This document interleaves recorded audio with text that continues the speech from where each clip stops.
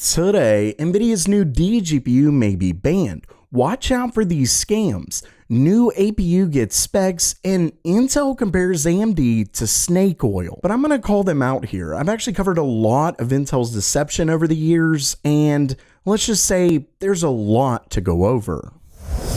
Welcome everyone to Gamer Meld. Okay, it's news time, and first up for today, we've been having a little bit of fun lately over this upcoming RTX 4090D GPU, D standing for Dragon from what we've been hearing. Well, it looks like it's almost certainly going to be canceled.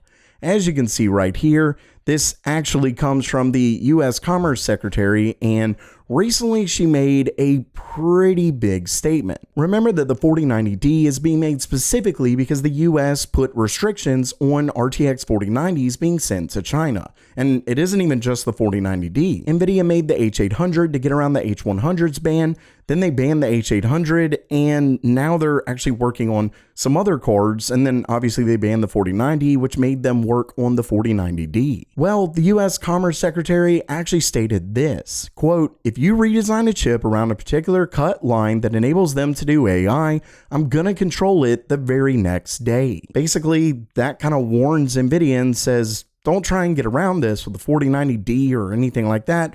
We're just going to restrict it. With that said, it is a little odd that they state that it enables them to do AI. It sounds like what she's basically saying here is, if you do something to try and get around these restrictions, but like get really, really close and it allows for AI, we're going to have an issue with that. But what's odd is the simple fact that the entire RTX 4000 series has tensor cores and therefore can run AI fairly well. Like I said, I'm assuming she's saying that if you try and just get right up next to the restrictions that we've placed, it's clear you're just trying to kind of skirt by and just do, as close as you can without going over them. So Nvidia may end up not releasing it, or, they could release it for 5 seconds and then kind of see what happens. But if I were to put my money on it, it will likely be canceled.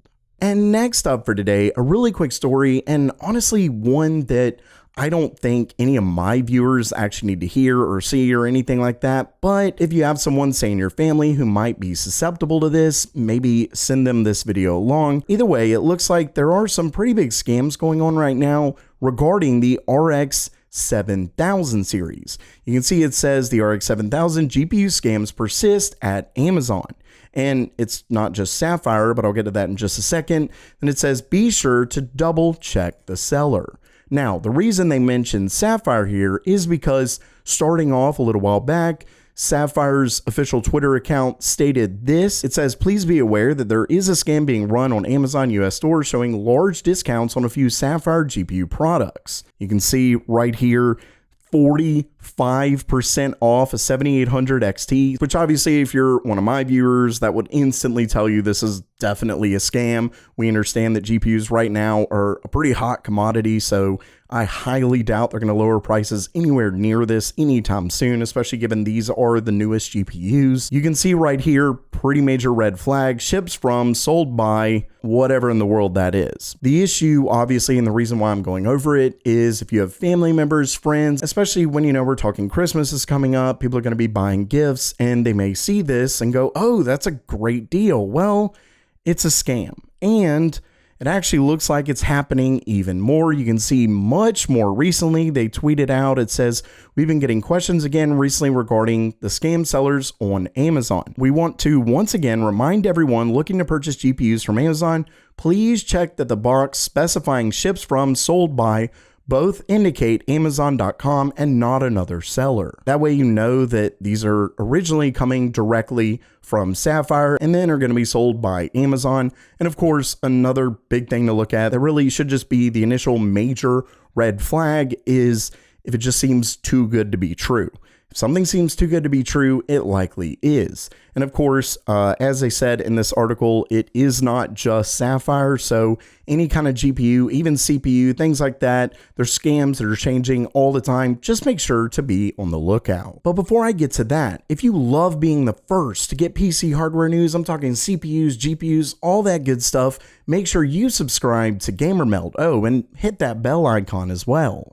And next up for today, we have a very interesting news story about AMD's upcoming APUs as well as CPUs. If you remember, not too long ago, I discussed the fact that AMD's desktop Ryzen 8000G APUs are set to come early 2024 based on what we've been seeing, and it looks like ESM Official has more or less confirmed this, and from what I understand, this ultimately comes from an insider within MSI, so this is certainly looking more and more true. But that's not all, as AMD is also going to be releasing new X3D chips for their AM4 boards. Remember that X3D is obviously going to be a focus on gaming, and this we're looking at is the 5700 X3D. And given the fact that it's a 5, obviously this is going to be for their previous AM4 platform. And as I've covered before, this makes perfect sense because AMD's AM5 platform, their boards are extremely expensive, while their AM4 boards are a really great price right now. So it makes perfect sense that, especially if you're on more of a budget, that you'd be way more interested in the AM4 platform over the AM5. Either way, he's hearing that this will also potentially be released early next year. We're talking right around January CES time, and he also actually goes over specs. Obviously, we knew that this is going to be an 8-core, 16-thread CPU, but says that it has a base clock of 3 GHz and a boost of 4.1. And ultimately, this is a pretty substantial drop of 400 MHz compared to the 5800 X3D. Basically, this could be a fairly decent difference between these two, but of course, the number one question ultimately boils down to price. And for that, we'll obviously find out very soon when they're released. And lastly for today, Intel is at it yet again. You can see down here, it says Intel released a slide deck titled Core Truths, positioning it as a playbook designed to inform customers about the nuanced reality behind the latest CPU technologies. And let's just say it's kind of pissing me off. So let's really quickly go through this. You can see Core Truths. They then go and say, there's a long history of selling half-truths to unsuspecting customers. You don't say. Then they equate this obviously to snake oil. And then immediately after that, trust me, it's new. Yeah, trust me, I'm a sleazy car salesman, just really trying to cram home AMD sucks. Oh. Then they say it. Can I trust that this is the latest? No, this is the latest. Then we Core Truth number 1. The Ryzen 5 7520U is built on dated Zen 2 architecture released in 2019. Then it compares it to the 1335U, and it's based on our latest architecture, Raptor Lake, released in 2023. Then there are a few other slides, then it gets to Core Truth number 2. AMD's old architecture is hidden in plain sight. Oh, this 7640. Oh, so 2 means Zen 2, but why wouldn't it be at the front? You know, it looks like it's still the same, but instead it's 7640U is, you know, the new stuff. Zen 4, 7620U is Zen 2. That's deceptive. Then we have over here, we have Core Truth number 3, the future of education and learning depends on the latest technology. So it's basically a whole bunch of the exact same things, just reiterated multiple times. It says not all cores give you the best overall performance. I mean, okay. So anyway, the reason this is so absurd, number one, let's kind of get to this slide right here. This is what they're referring to, the 7020 series. These are Athlon Ryzen CPUs. And I will say that they would somewhat have a point. I mean, they at least a little bit do have a point. The problem is how they went about it. I mean, trying to say that, you know, it's the same as, you know, these are snake oil salesmen. It's so absurd. So the fact that they're going ridiculous with it, but also how Intel likes to sell their CPUs. And I'm going to be going over that, but really quickly, another thing too is the fact that they very clearly state Zen 2, and they're also calling it enhanced. Maybe there are a little bit of updates that make it a little bit better than their original Zen 2. But here's the thing. There's actually another company that does things where they release new CPUs pretending like, oh, they're so new, they're so great, they're so amazing, but they're kind of just rehashes of the old stuff. Case in point, Intel's newest 14th gen CPUs. Just like their 13th gen, these are based on the same Raptor Lake architecture, yet they're billing them as brand new. At least for AMD, they only do this for a few of their very low-end models, not the entire product stack. Not only that, but they do the exact same thing that they're accusing AMD of doing right now. They're going to be releasing Meteor Lake as their 14th gen CPUs, just like their non-Meteor Lake 14th gen CPUs. This right here is not their newest, greatest architecture. That's Meteor Lake. It was supposed to be Meteor Lake, but they had issues. Doesn't that kind of remind you of another time of Intel's history? Oh yeah, kind of like how they kept releasing new CPUs based on very old architecture. Let's see, 14 nanometers. Oh yeah, so much so that I actually released this mug, the 14 nanometer plus infinity mug, because Intel every single year was releasing new CPUs still on 14 nanometers. Oh, and if you are interested in this, it is available right now at store.gamermeld.com. But it doesn't stop there.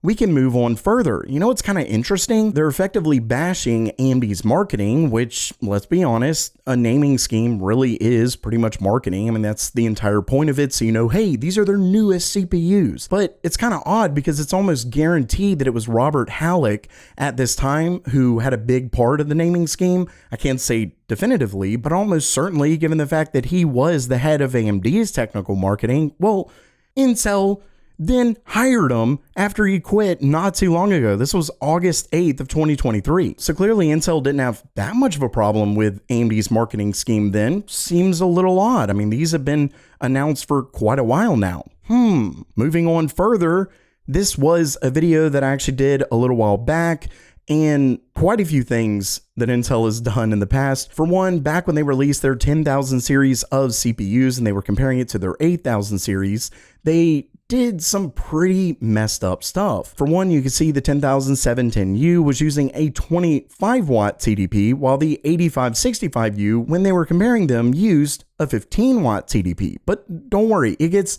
significantly worse. I'm actually going to go, oh, here it is right here.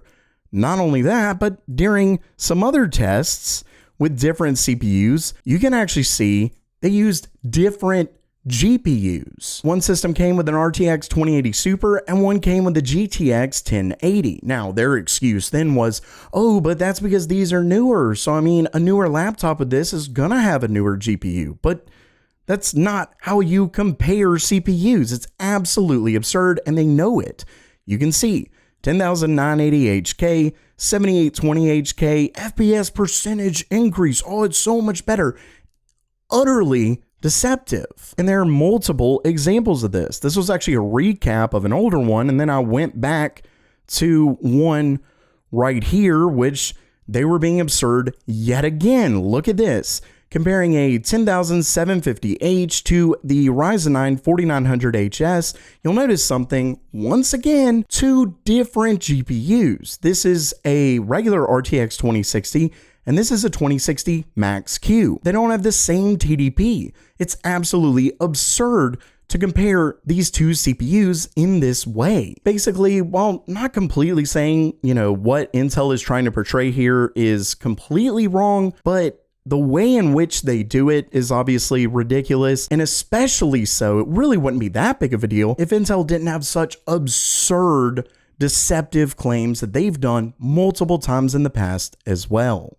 So while that does it for today, I know I kind of ranted there for a little while, but like I said, I've just kind of covered this with Intel in the past, and the fact that they're coming along and just making these absurd claims against AMD is just ridiculous. Really kind of pissed me off, like I said, so I thought I'd talk about it. But of course, what do you think? Let me know down in the comments below. And if you liked the video, please give it a thumbs up and make sure to subscribe. And as always, have a great day.